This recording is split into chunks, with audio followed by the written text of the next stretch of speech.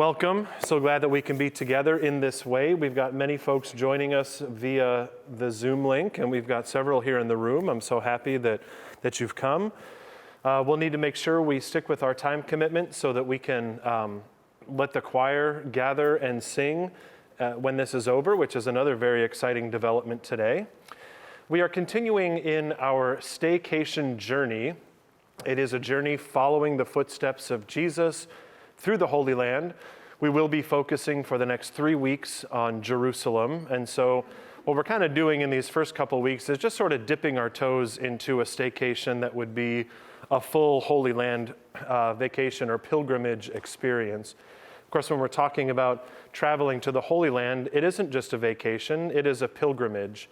So the idea behind our gathering over these 5 weeks, midweek in Lent, is that we can have kind of a pilgrimage experience together. But being true to the season, we want to make sure that we're focusing on Jerusalem and following the last footsteps of Jesus in the last days of his life. So we will focus the next 3 weeks there. If you remember with me, last week we were in the birthplace of Jesus, Bethlehem, and we got to see some great things. We opened our experience by talking about what would we do if, as Grace Lutherans, we decided to make a pilgrimage to the Holy Land. And so we talked about having some pre-meetings and sharing of information and figuring out what the costs would be and getting that all lined up. Remember, we spent $1,234 on a flight from Raleigh-Durham to Tel Aviv. And so we spent our first day, although since we're doing this for a month, it would certainly be our first few days around the area of Bethlehem. We probably have made Jerusalem our home for the first part. And tonight we're going to need to imagine together that we are traveling north from Jerusalem and re-establishing a home place somewhere up in the region of Galilee. Because for the next few days of our tour, but just tonight in our staycation, we'll focus on that region of Galilee, the region around the Sea of Galilee. It is a beautiful land. It is lush and gorgeous with rolling hills. And I like to joke and say that I don't blame Jesus for doing a vast majority of his ministry in this region of Galilee. It was not only his home, his cultural home where he grew up, his in some ways his spiritual home, as we know that he was a regular attendant at the synagogues there. But there's got to be something about the power of that place and the beauty of that place that drew him to begin his ministry there. So that's what we're about tonight. I'd like to ask before we go any further, both on Zoom and here in person, how many folks have been on pilgrimage to the Holy Land? Okay, a few have, great. So your perspective will be welcome. Any extra comments or anything you'd like to add will be welcome as we do this together. Before we go any further, let's have a word of prayer. Good and gracious God, we thank you for this time to be together. We thank you that you have blessed us, that we can be together both in person and online tonight. We ask that you would bless our conversation and this staycation so that we might grow in our faith together, so that we might be united in our faith, so that you would show us the footsteps of Jesus. It's in his name that we live and pray. Amen. So folks who are here in the room, you'll be able to see all of our slides up there. Folks on Zoom, I hope it's full screen on your computer or device screen. And what you're seeing right now is a shot of the southern part of the Sea of Galilee. Of course, when we say Sea of Galilee, that's kind of a generous term. It's actually a lake. It is the Lake of Galilee or the Lake of Gennesaret. It is about 13 miles from north to south and about 7 miles from east to west. And so not a huge body of water. We need to remember also that last time I showed a slide that compared Israel with, in this case, New Jersey. We could also compare it with the land area of Indiana. The entire modern boundaries of the country of Israel are about the same size as Indiana or New Jersey. So not a huge place. And when we're talking about Galilee, we'd like to imagine ourselves with one place that we're calling home, but then taking day trips around the region of Galilee. But the good thing is that in this part of the world, specifically in the region of Galilee, nothing is more than just a few miles away from each other. So some places we could potentially walk from place to place, or maybe a very short bus ride. we are following the footsteps of Jesus, in this case, both literally and symbolically. We are following Jesus from his birthplace in Bethlehem, now to his home region and the region of his ministry in Galilee. And then, as I mentioned, we'll spend our last 3 weeks in Jerusalem just looking at the sights there and literally walking in the footsteps of Christ, for example, on the Via Dolorosa, which marked the last steps that Jesus took in his life. We've got a month-long trip planned here. We'll have several home bases, and we are traveling both in modern-day Israel and in Palestine. Part of what we talked about, especially at the end of our last session, was just the reality that when you cross from Jerusalem into other parts of Jerusalem, but certainly from Jerusalem down into Bethlehem, you are leaving one country and entering another, from Israel into Palestine and going through the checkpoints and the gates. We saw pictures of the wall. And so, not to bring up a specifically political conversation, but simply to point out that we want to imagine ourselves on the ground in the Holy Land as it is today. That's what a staycation and a pilgrimage like this is all about. So we need to remember that as we travel together through the Holy Land, we'll see some things like that. Now, this evening we'll be in Galilee, which is totally contained within the modern state of Israel, and so there won't be any checkpoints or crossings or anything like that. It's so easy to travel around that place called Galilee. I'm going to stop sharing for a moment. I'm going to pull up something that I've grown fond of doing as we've done our staycations together, and I'm going to reshare a screen with Google Earth upon it. Okay? So those of you who are not familiar or interested in geography, what you're seeing now is a huge chunk of the planet that we call home. Along the top and left portions of your screen, you're seeing the Mediterranean Sea. And just about right in the center, you will see the modern state of Israel. Remember that as we pull in here, that the vast majority of our biblical texts were written within the area that we can see right now. We could even pull further in and discount those that were written in Babylon and just leave those to the side for a moment. And still, the vast majority of the things we hear about, the stories and the teachings that we read in the Bible take place and were written in the area that we're seeing here.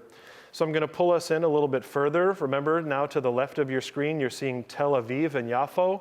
That's the largest city in modern-day Israel, certainly the most modern city. And just outside of Tel Aviv is Ben Gurion Airport that we flew into last week. And then we made our way a little bit south. It takes about an hour to drive from Ben Gurion Airport, which is now on the top left of your screen, or the western and northernmost part of your screen. You can see now Jerusalem as we focus in a little bit further. And you can see to its south, Bethlehem. You can even see a special space on the Google map here, the Google Earth map, the Shepherd's Field Chapel, where we spent a little bit of time just talking about what would the original nativity have looked like. But now when we pull in a little bit further, we're going to start to see the outline of the city of Jerusalem. Again, this is where we'll spend the majority of our time. If we're imagining we're on a vacation or a pilgrimage together, we would think that we would have stayed for our first few days here in Jerusalem and made day trips to places like Masada, which we talked about during the Herod Staycation, Bethlehem, Hebron, and places like that. And I'm wondering if this is going to work. Yeah. So then here's a Google map, because now for the next branch of our pilgrimage, we are going to be making our way north. Notice on the blue line there, that's the highway that leads from Jerusalem up to Nazareth, which is the capital city in the region of Galilee. And it skirts its way around to the left there, or to the west, and kind of finds its home along the coastal plain, the Mediterranean coastal plain. The reason I think that's important to mention is that it takes about an hour and 42 minutes to drive from Jerusalem to Nazareth. It very clearly isn't a straight shot there. And the reason for that is that it's pretty mountainous in between the northern region of Galilee and the southern region of Judea, and especially around the area around Jerusalem. And so as we leave from Jerusalem, we all gather on the bus together and we set out for the better part of a morning to just drive and make our way up toward the region of Galilee. I've set Nazareth as our first destination. That's the first place that we'll stop on our staycation tonight.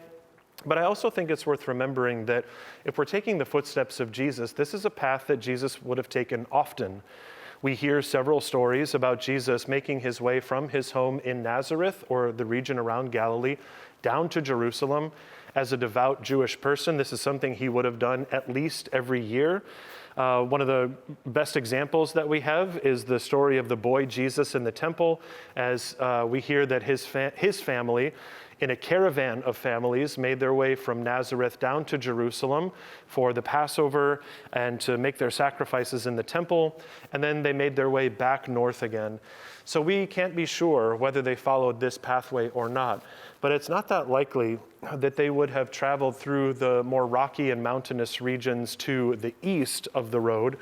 The more likely thing is that they would have made their way up this same kind of coastal plain. Those of you who have been there to this region, you will hear our tour guide talking about the Via Maris, that is the way along the sea or the road along the sea. And this is the road that is most easily passed by as you travel from one place to another, especially Jerusalem up into Galilee. So that's the route that we're taking. And as we make our way on our hour and 42-minute journey, we're going to talk about the history of the place and what we're going to be seeing for the day.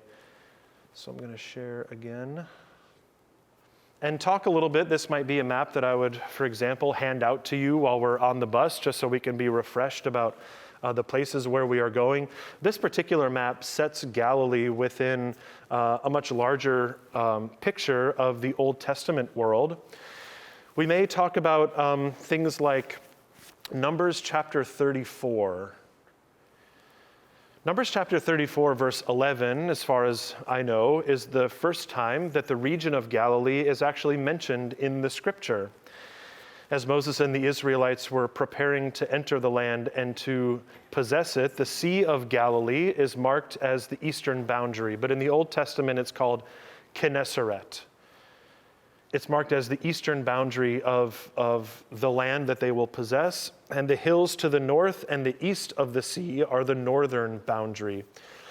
So as far as we can tell, the Israelites didn't stick by that totally. You can see that the land of the tribe of Manasseh actually lies to the east of the Sea of Galilee, but Numbers chapter 34, verse 11 says basically that the Sea of Galilee and the surrounding region will be the northernmost part of the Israelites' land. Then we could talk a little bit about the reign of Joshua. Not quite. Okay. We could also talk about the reign of Joshua. We could talk about the book of the Judges in the time of the Davidic kings. And we have to be able to smile a little bit because when we read about Galilee and the hills and towns near the Sea of Galilee or the Lake of Gennesaret, we hear about how they were traded back and forth between kingdoms. We could, for example, read from 1 Kings chapter 9, verse 11, when someone makes sort of a passing comment about the region of Galilee or the region around the Lake Gennesaret and says, it is good for nothing. It says there isn't anything of substance that happens here. Certainly we would have to agree historically that there weren't any big cities, and it sort of leads us to believe that this was essentially a no man's land.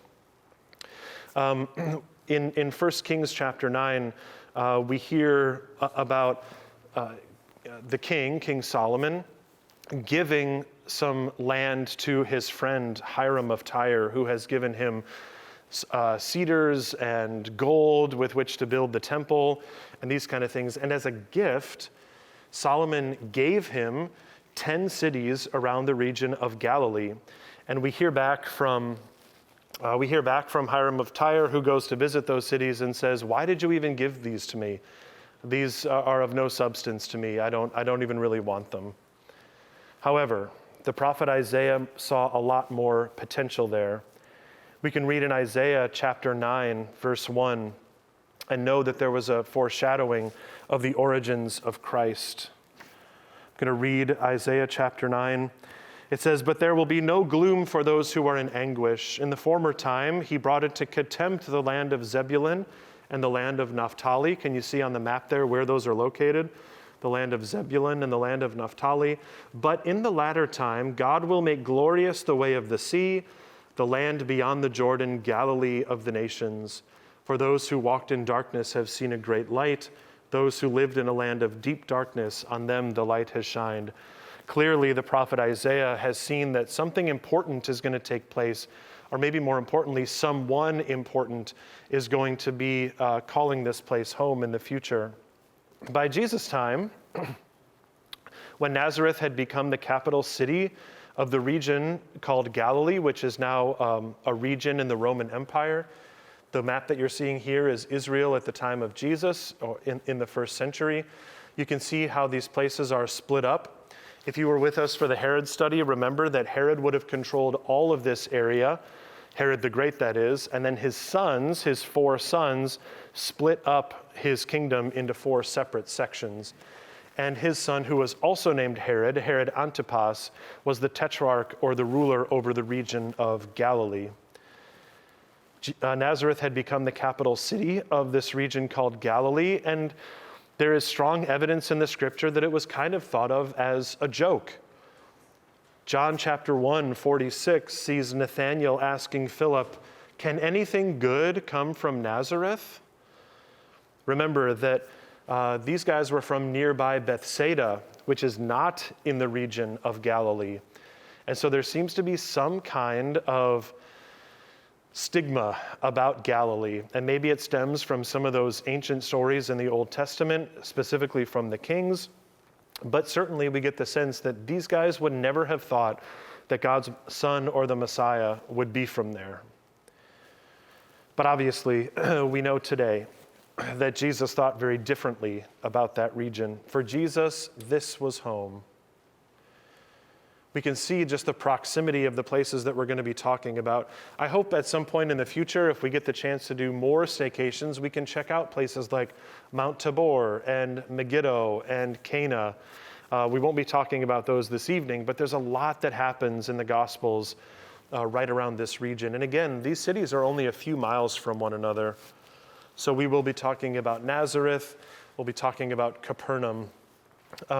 But there's so much that we could be doing here. If we're on a true pilgrimage together, we'll spend at least several days up around the region of Galilee. I'll show you at the end of our staycation tonight where we might stay and what that might look like. So for now, we'll have to use our imaginations. This is the modern city, Nazareth, the place that Jesus called home. Matthew chapter 2 tells us that Joseph was warned in a dream not to return from Egypt to Judea, but instead to withdraw to the district of Galilee to a town called Nazareth. Today, Nazareth is still the capital city of the district of Galilee. And please know that were we really on a bus together, there's this really great moment where you kind of come out from around a low hill, and then all of a sudden Nazareth kind of splays out to your right. And so just imagine that the timing is perfect, and I say, this is where Jesus called home. Today, it's still the capital city. It has about 200,000 residents. Remember when we looked at Bethlehem last week, it only has about 27,000 permanent residents. Being in Israel is helpful for Nazareth, as many parts of this city are extremely modernized and well taken care of. And so this is the view of Nazareth that we first get. A quite beautiful city. Most of its permanent buildings are built with this white alabaster stone that's mined nearby with this kind of orange tin type roof to them. Now, before we get to our first stop, it's really important, and remember, we have an hour and 42 minutes on a bus ride, so we have plenty of time to talk about all this, but very quickly, I'd like to give you the basic timeline of Holy Land Christian sites. And it's important to know this, and we'll see it in real time together as we visit some of these sites. But the basic timeline is like this. Remember that in the 4th century, Constantine made Christianity legal within the Roman Empire. Before that, we have since found some small examples of house churches, very limited Christian art, mostly found in these house churches. They're discovering more all the time. But when we're talking about sites that we can visit today, we need to remember that when Helena, that is Constantine's mother, heard about the legalization of Christianity in the empire, she herself made pilgrimage from Constantinople, her home, down into the Holy Land. And she went about and spent several years marking sites of different important Christian events. So we saw last week the birthplace of Jesus, the Church of the Nativity, that follows this rubric. So will the Church of the Annunciation. And so what you typically will find when you're visiting a Christian site in the Holy Land is that there has at one point been a Byzantine structure. And what that means is around the time of Emperor Constantine or his empire shortly after. What that typically means is that some structure still exists from the 4th and 5th century that marks a particular place as holy for a particular reason, but then those have typically been destroyed by other groups. Up on top of that, you will typically find a crusader structure. Once the Christians started invading the Holy Land again and reclaiming some of the holy sites, we find buildings that they built, which typically come from the 11th and 12th centuries. Those were almost all destroyed by the Ottomans shortly thereafter in the 15th and 16th century. And then you find up on top of those things, what we would call modern day street level, a modern Christian construction. So that's going to be important. What you first see when you approach a Christian holy site is usually the most recently built. And in order to find the things that are older, where do you have to go? Down. Yes, those of you who have been there certainly know. You have to go down, sometimes way down. And in cities like Jerusalem or Rome that have really a packed and ancient history, you can find yourself going down many hundreds of feet to find what was there originally. So we're going to see that in action in just a moment here. Because our bus now pulls up, and this is the view from the street of the Basilica of the Annunciation. So I've said that we're going to walk in the footsteps of Jesus. In this case, we have to rewind before the life of Jesus about 9 months. But I think that this is the kind of site that we would love to see on our pilgrimage. So I think it's worth doing that. So what you see in front of you is a construction of the 20th century. It is a massive 2-story basilica called the Basilica of the Annunciation. And like so many other things that we're going to see, a smaller version was constructed in the 4th century, knocked down in the 7th century by invaders, rebuilt in the 1100s by the Crusaders, knocked down again by the Ottomans in the 15th century, and then eventually this thing was built in the 20th century. This building in particular was finished in 1969. We may well follow the walkway over to the western facade. Anybody who knows a lot about basilicas will tell you that the facade is typically on the western side of the building. No difference here. This is the western facade of the Annunciation. On the facade, we will notice together the Virgin and Child, and then the 4 evangelists, Matthew, Mark, Luke, and John. And as we grow closer, this is the kind of thing that I think is really cool. As we draw closer, we'll start to notice that there's Latin text all along the side of the western facade. We can see there in Latin, and if we're with a church group, inevitably our tour guide is going to think we're a lot smarter than we probably are, and they'll say, "Can anybody read that in Latin?" So I wonder, can anybody read what that says? I can tell you that it says, Angelus Domini, Divatib Mary, verbum caro factum est el habitavit in nobis. And I wonder, does anybody know what that means? Our tour guide will ask us when we're there, so. I'm sorry?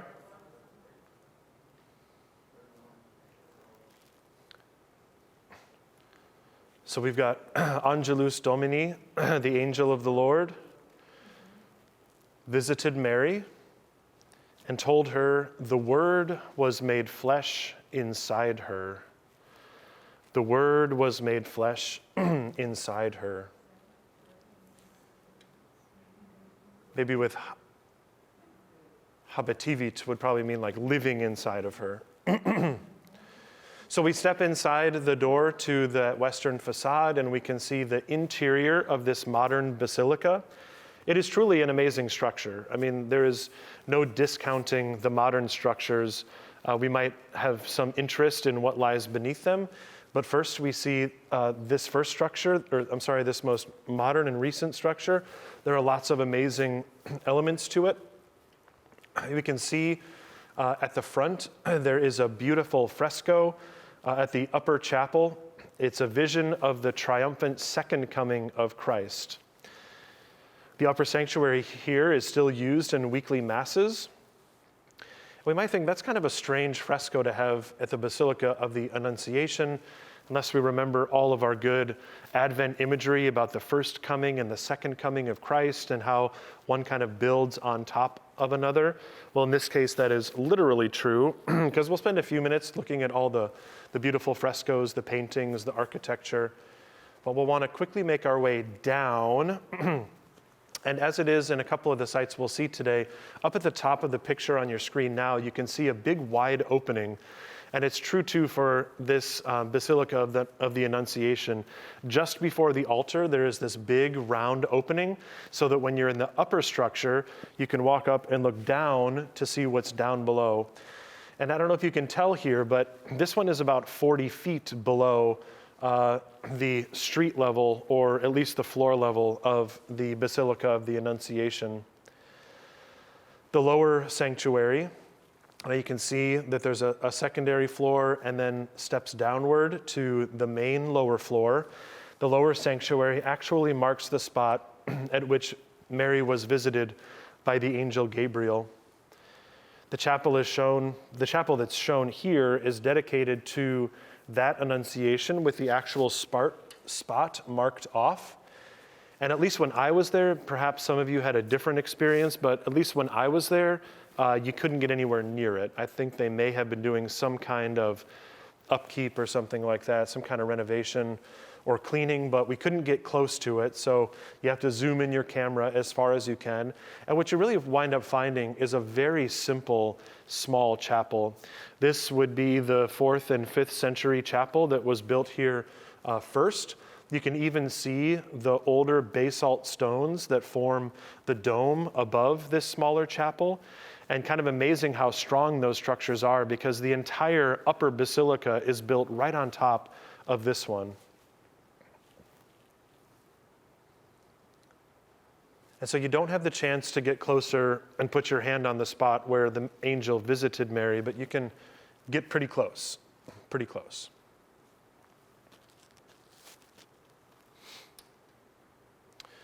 There are other things to see at the Basilica of the Annunciation, though, because on the walls both surrounding the lower chapel and the upper chapel, there are a series of different interpretations of the Virgin with Child that come from all over the world. Over 150 countries are represented on those walls. And so here in front of us, we see the icon from Slovenia. To its right, we see the icon from Macedonia. To the left, I'm not sure which one that is, but it looks like Mary with the baby Jesus hanging out with a couple of Boy Scouts and Girl Scouts. I don't know. We can see the one from Korea, for example. One of the things I love about these interpretations, and some of them are mosaics like this one, some are painted, some are sculptures. And what I love about this is that clearly the Virgin with Child looks different to different people around the world. It tells me that Christ comes to us as we can recognize and as we will accept and love and adore. And so it's a reminder that believing people all over the world will see things a bit differently. And I think that that's beautiful. Do you want to see the one from America? Do you really want to see it? On the left is the one from America. I'm just going to go ahead and say I think it is by far the ugliest. It doesn't have Jesus in it either, which for the Annunciation, I suppose, if we imagine that this sculpture made from tin is pregnant, then that would be an important thing. But that's the one. That's from the United States. Yeah, right, created by Jackson Pollock. The one to the right of it is the one from Thailand. And so that's just another good example of the ways that people view the Virgin with Child in different places around the world.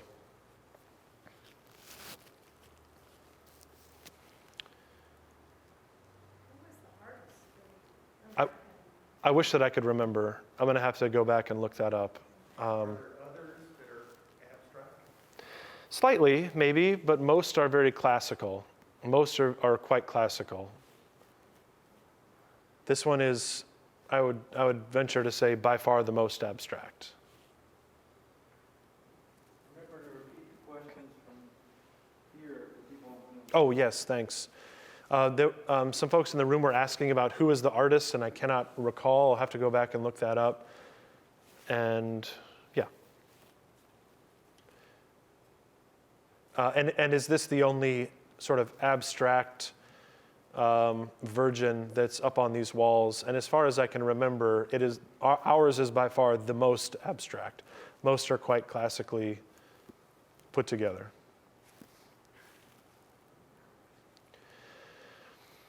Okay, so we know that what we're looking at here is a map of the first century Holy Land.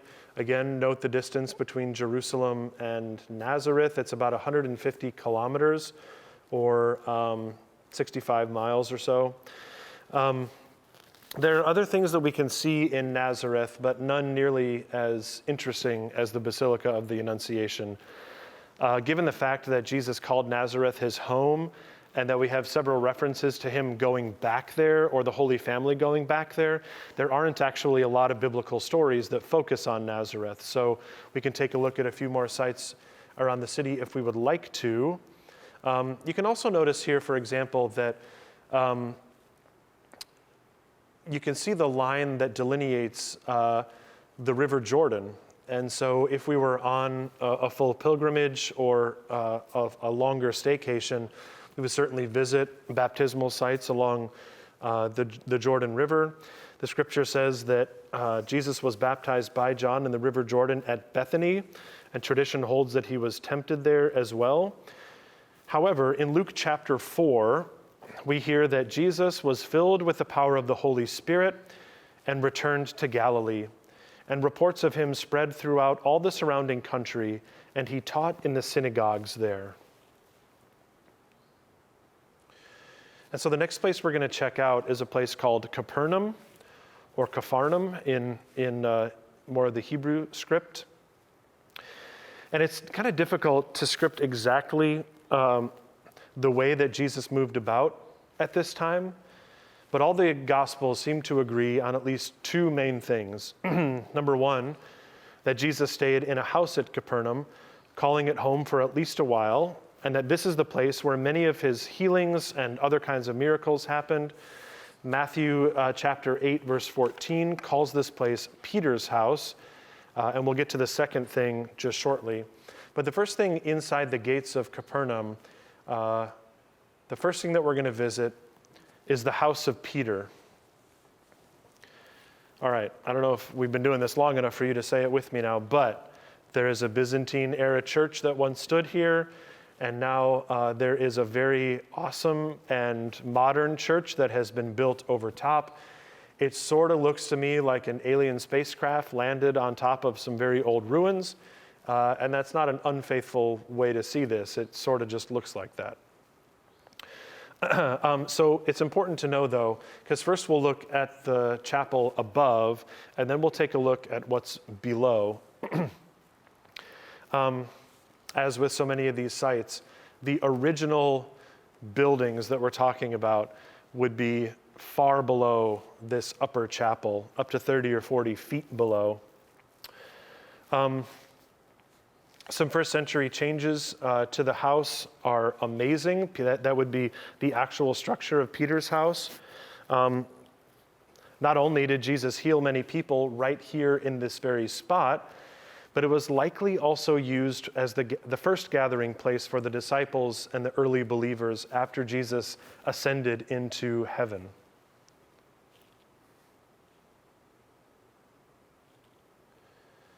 So what we're seeing here is, again, the spaceship that landed on top of an old 4th or 5th century chapel that was built on top of Peter's house. So that can get slightly confusing. What you see here in the low walls is probably some kind of a combination of a small settlement or town that was here at the time that was probably rebuilt and fortified by the Byzantines and then later the Crusaders. So we climb up the steps. It's not very accessible, sorry, but we climb up the steps up to the upper chapel. And it's in this sort of octagonal or round shape. But what you can see in front of you right here, and it's very beautiful, modern lines and kind of a modern expression of a church or a chapel. But what you can see right in front of you from this angle is that, again, there is this fenced off, glassed in section with a hole in the middle of it so that you can actually look down into the place where Peter's house originally stood. As far as I know, you still can't actually walk around down there, but you can kind of walk around the perimeter and zoom your camera in and take some pictures. Underneath, what you find is kind of amazing. You can find hexagonal and octagonal walls that were built as part of both the Byzantine and Crusader expressions of this holy site. But it's really what's in the very center, which you can see when you're up in the upper chapel, that's a little bit more interesting. That would have been the site of Peter's actual house. I think it's important to say that what we're seeing is probably bigger than we would imagine it is. This is probably 75 to 80 feet across as far as some of these hexagonal walls. And the interior section is about 20 to 30 feet wide. So it's not teeny tiny. And what they have found there is the layout of maybe a small baptismal pool, the remains of what would have been an oven, a couple of different quarters for sleeping and gathering. We may want to think of this as the very first house church. And so it's unfortunate that you can't walk right in there. They've clearly built this so that you can't just walk right in there, trying to preserve it as much as possible. But it is a very holy and sacred place. This was a picture, not my picture, but this is a picture that was taken before they built the modern church on top of it. And it just gives you a better sense of what this looks like. So can you see the difference between the stones in the center? It almost looks like a well, but you can see the difference between the stones in the center. They're much rougher and more worn down. Then you can see as the walls progress, the lines get sharper, they're a little less run down. So we can actually see the progression of the different things that have been built on this site where Peter's house was. Questions or comments about that?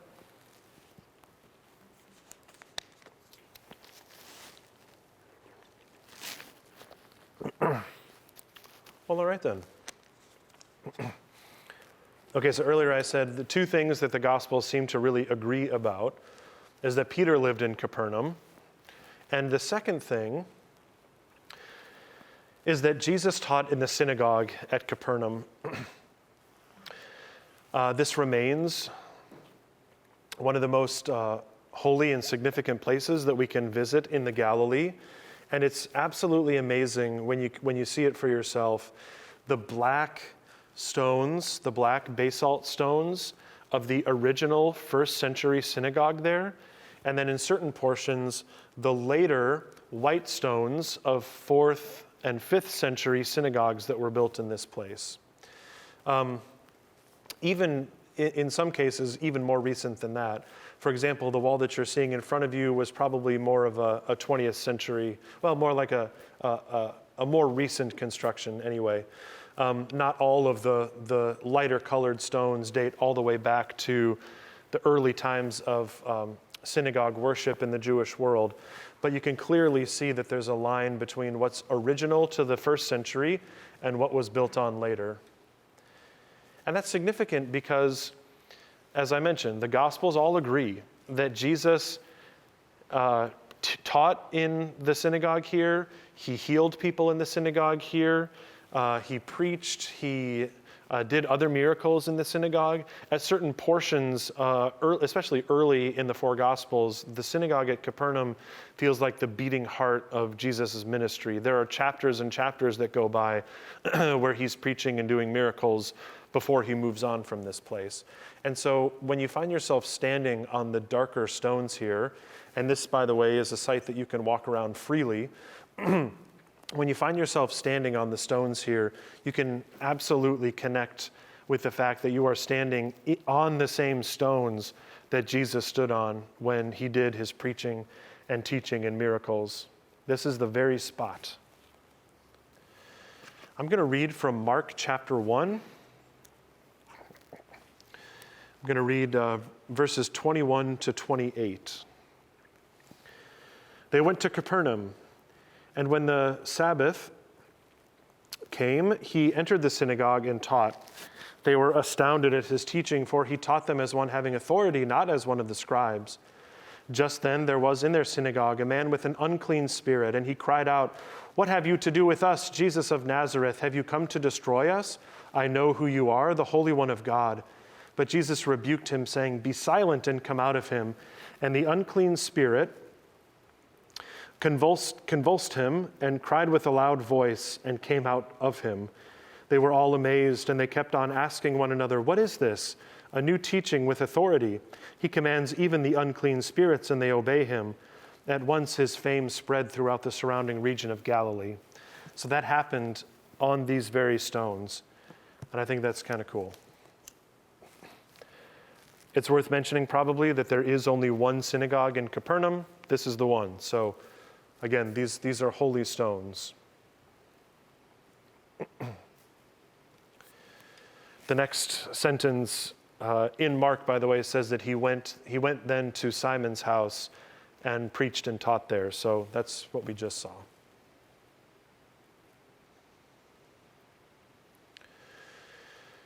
And as we walk around the town of Capernaum, it's not much of a city, it's quite small. So we can easily walk from the synagogue over to the eastern gate, and we take a look through the eastern gate of Capernaum up toward the rolling hills of Galilee, and we can see something on the hillside that is very intriguing. And so if we are able, we'll make the walk from the eastern gate of Capernaum up to what's called the Mount of Beatitudes. As Jesus made his way around that region, there were times that he needed to get away. Matthew chapter 5 tells us of a time when Jesus withdrew from the crowds to climb a hill for some peace and quiet. It looks like a pretty peaceful hill, doesn't it? I'd climb that hill if I needed to get away. But his disciples followed him, and the crowds too. They followed him to a solitary spot. He stood on the side of the mountain and began to teach them. This is the place where the Sermon on the Mount traditionally took place. If you remember, the Sermon on the Mount is more than just the Beatitudes. It's about 4 chapters long in Matthew's Gospel. But it does include the Beatitudes and some other, what I would call foundational Christian teaching. Some of the most important words ever written or spoken were uttered here first. I see that we've got something in the chat. Good question from Tommy. What destroyed the newest walls of the synagogue? And I have to say that I'm not exactly sure. I misspoke when I said that they were 20th century.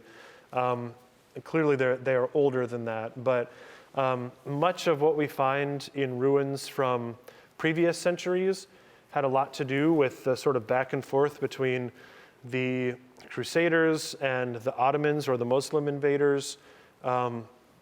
And not only at very sparse times did the Jews control this part of the world. So it could have been any number of things. So thank you for that question.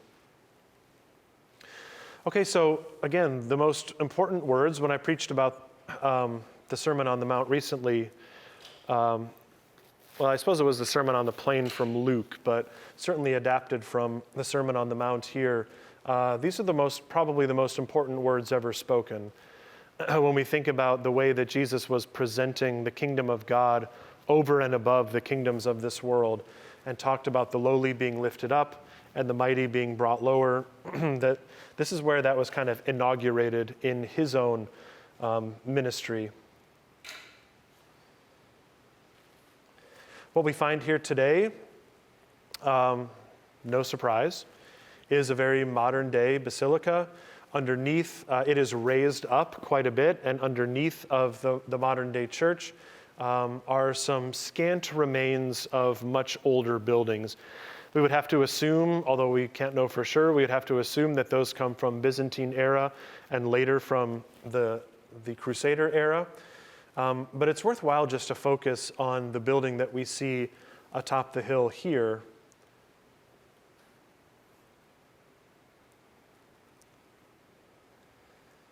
It is an octagonal church that rests here. There's actually 9 Beatitudes, but this is an octagonal or an 8-sided church room. It's traditionally known as the exact spot where Jesus preached the Sermon on the Mount. This particular chapel or church, whatever you want to call it, was finished in 1938.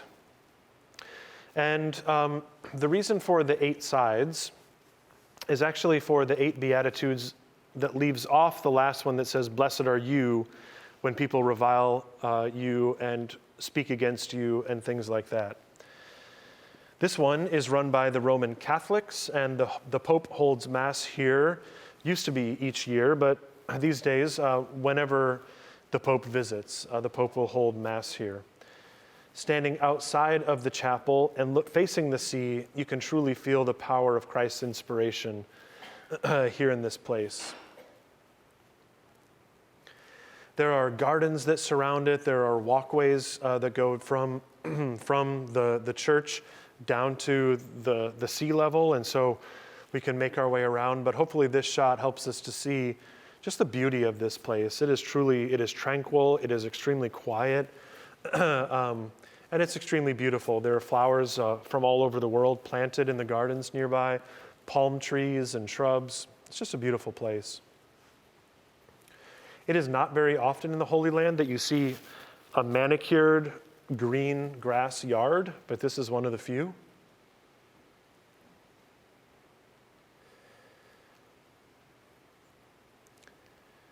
And to make sure that we're sticking with our time commitment, I want to make sure that we get to a spot that's just up the road from this. A spot that I had a very powerful personal spiritual experience at. All we have to do is jump back on our bus, if it's pulled around to get us, and go down the road a few minutes. And here's the inside, I'm so sorry. Here's the inside of that church. You can see the high golden dome above the central altar there and the seating around the outside of the octagonal structure here. Very beautiful. On each one of the windows is written in Latin the 8 Beatitudes, the blessings.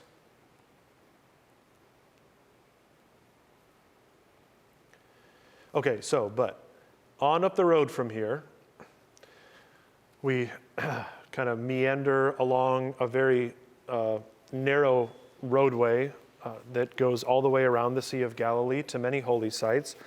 But the nearest one is this place. It is a place called Tabgha. Tabgha is a place name that you won't find in the Bible, but it is the traditional site at which we believe Jesus multiplied the loaves and fishes to feed the 5,000. Guess what?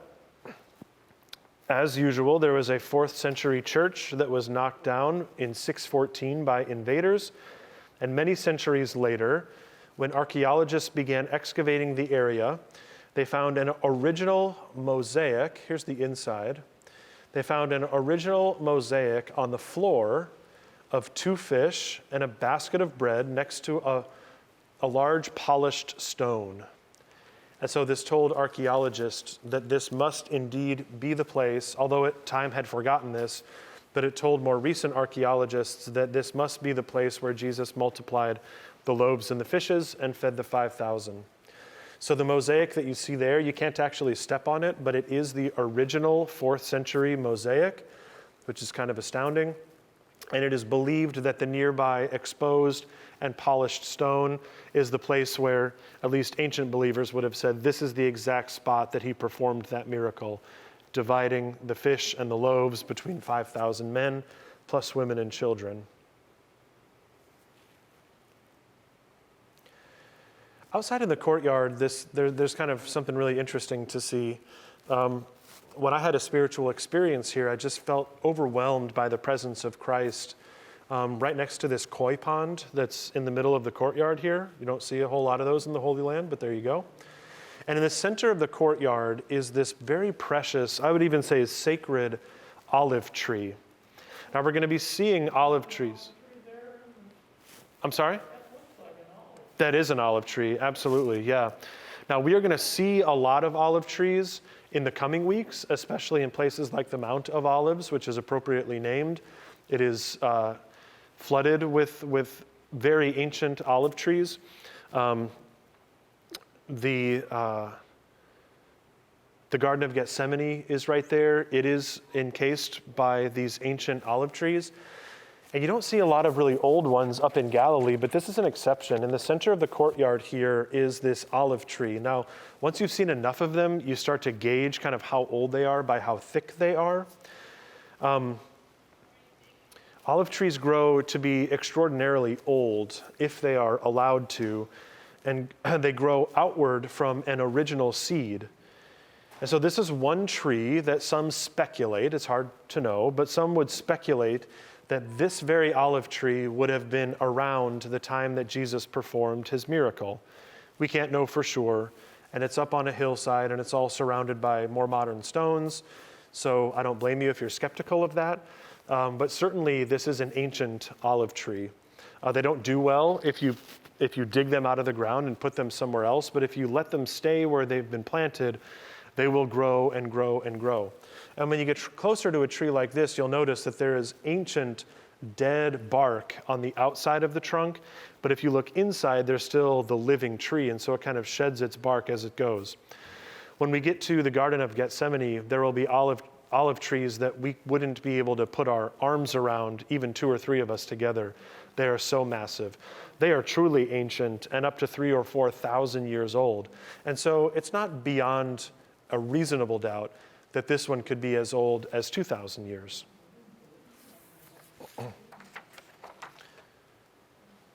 Okay, and we're going to finish, just so that we can honor the time and so that the choir can get started, we're going to finish today with an archaeological find that is preserved as something called a kibbutz on the western side of the Sea of Galilee in the town of Gennesaret. Remember, that is the most ancient name for this body of water, the lake of Kinneret or Gennesaret.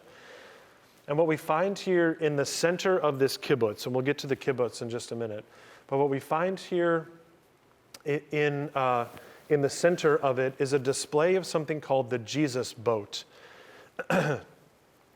This boat was abandoned long ago, stripped of its important parts, and the hull sunk into the mineral-rich mud of the bottom of the lake. But during a severe drought in the 1980s, the boat emerged, and this is the remains of a boat believed through radiocarbon dating to be nearly 2,000 years old. This helps us to understand so many scenes in which Jesus and his disciples sailed out onto the sea itself. There are, in fact, 50 references to Jesus and the disciples using a boat or possibly many boats. And interestingly enough, in the original research about the vessel that was done by Jewish scientists, it was noted that the vessel was certainly built between 100 BC and 180, and it was to be navigated by no less than 3 and no more than 13 men. And so we have to wonder, was this built or possibly used by Jesus and the disciples? Again, it's hard to know for sure. In fact, this boat probably wasn't used by Jesus himself, but it's this kind of visceral, physical connection with Jesus that we get to be close to in the Holy Land. Very quickly, I'll show you. This is the kibbutz that I'm talking about. It's just outside that city of Gennesaret. And this is, I wouldn't say a typical kibbutz because they're all a little bit different. But we can imagine as we're on our staycation together that this is the place that we're staying while we're in Galilee. Now, clearly, this is a self-sustaining kibbutz. They have farms and animals, and they're totally self-sustaining, but they're also extremely welcoming. And on most kibbutzes throughout Israel, there is some kind of a hotel or place for people like you and I to stay, pilgrims to the Holy Land. And so I'd like to imagine that as we're finishing our tour tonight, we are at this kibbutz just outside of Gennesaret, and we've seen a lot of sights today, and so we might have dinner, we might have some falafel or chicken kebabs or something. And then we get to sit on our porch or our balcony in our room at the kibbutz. And I've chosen a view here of a room that looks south because we're excited that in the days to come, we are going to be traveling south. We're going to travel back down the road from Galilee to Jerusalem. And we're looking forward to the time that we can really literally walk in the footsteps of Jesus through the last few days of his life as we take a look around Jerusalem. So that's where we'll have to leave it tonight. I wonder, are there any questions or comments? When did you take your trip? Oh, thanks. Yeah. Tried to speak to that a little bit last time too. But in 2010, I took a trip with a group of 25 people through Wartburg Seminary that's in Dubuque, Iowa. That's not where I went to seminary, but my mother and I, who's also a pastor, we went with professors and fellow seminarians and also ordained pastors, a group of 25 that used to take a trip every year. That's been halted for now, but we had great tour guides. The people from the seminary hooked us up with all of our tour guides that we would find in Israel and Palestine. But yeah, it was really phenomenal. And we were there for 3 weeks. And so we're imagining that we're having a pilgrimage that's around the same time frame. Yeah, thanks for asking. All right, folks, choir's ready to get started. So thank you all so much. Let's end with a word of prayer. Good and gracious God, send us forth from here more bold in our faith, having seen some of the places where Jesus did his amazing preaching and teaching and healing. Help us, oh God, to be bold in our proclamation of the truth of the gospel. In Christ's name we pray. Amen. All right, thanks everybody. Thank you, Pastor. Have a nice night. Thank you, you too. Oh. Happy birthday, Nancy. Happy birthday, Nancy Grigsby. Happy birthday, Nancy Grigsby.